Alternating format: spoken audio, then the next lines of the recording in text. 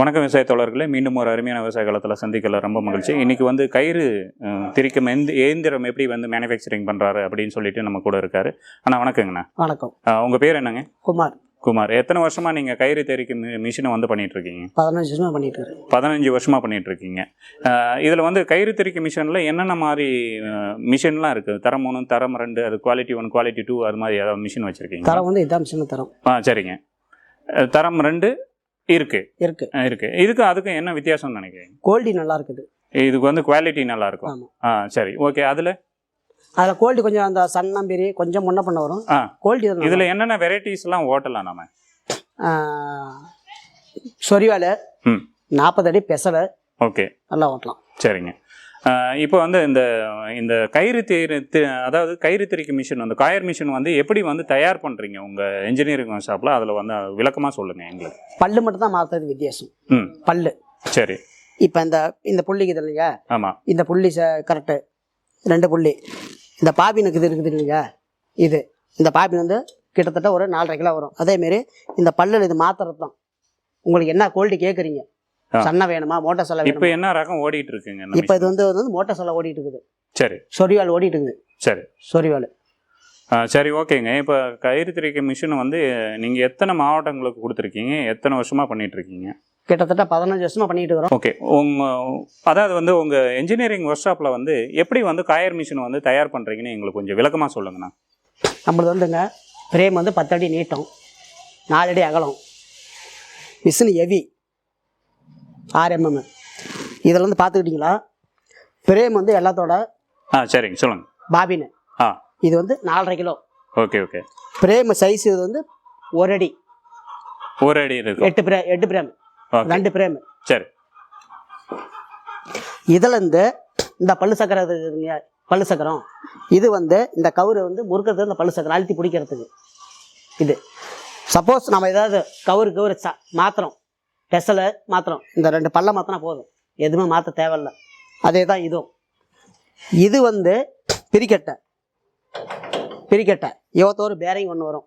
அடுத்தது இங்கே ஒரு முள்ளு கொண்டு இது 16 கட்டை 10 பைப்பு வந்து இங்கே ஒரு 4 பைப்பு வரும். அழுத்தி பிடிச்சி நம்ம கேட்குற மாதிரி சல்ல வரத்துக்கு.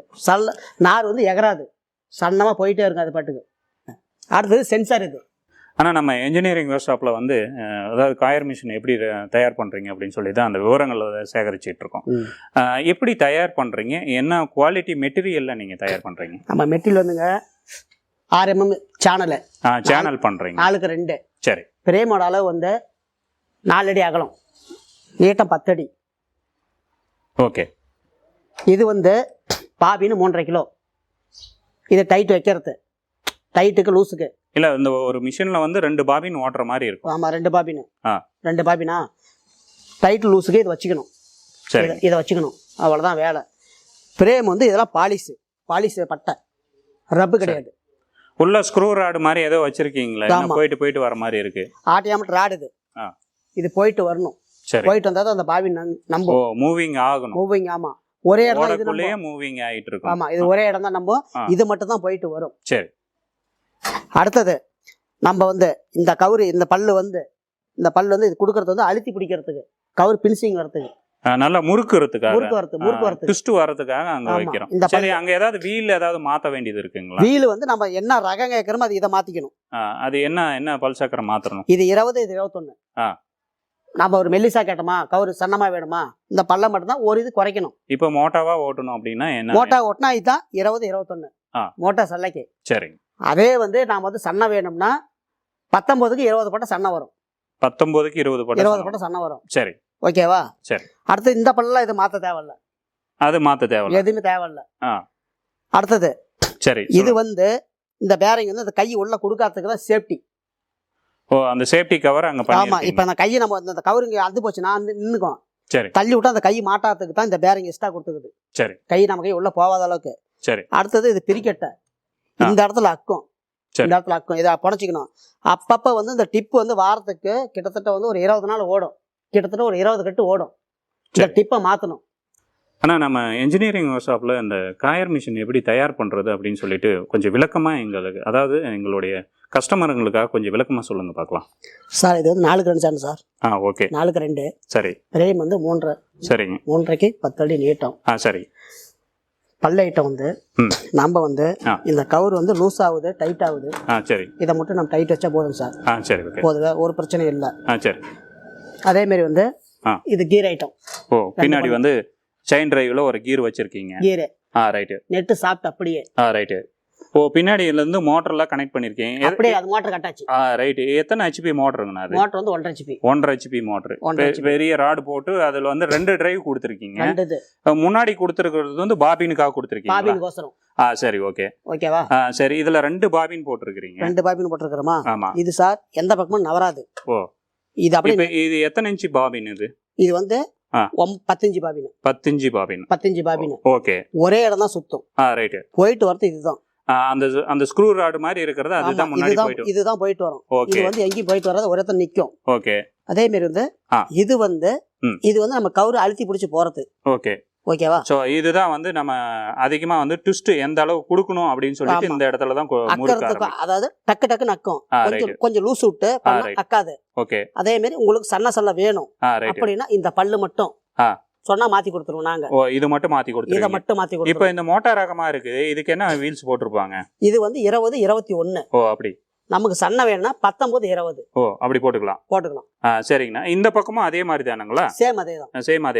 இதுவும் அதே தான். பாபின் சைஸும் அதே தான். பாபின் சைஸ் பல்ல சேம் அதே தான். சரி, ஓகே. பின்னாடி வரலாம். இந்த இடம் வந்து அதிகமா வந்து பின்னாடி சென்சார்லாம் கொடுத்துருக்கீங்க. இந்த இடம் முறுக்குற இடங்களா? ஆமாங்க சார். சப்போஸ் இந்த கவர் கட் ஆகுனா ஆஃப் ஆகி போயிடும். சரி, ஓகே. இது ஆஃப் ஆகி போயிடும். அதுக்காக தான் மேல வந்து ஒரு கிரிப் மாதிரி கொடுத்திருக்கீங்க. தொட்டாதான் ஓடும், இல்லனா ஓடாது. ஓகே. அதாவது வந்து அந்த கயிறு மேல இருந்தா மட்டும் தான் ஓடும், இல்லைனா ஓடாது.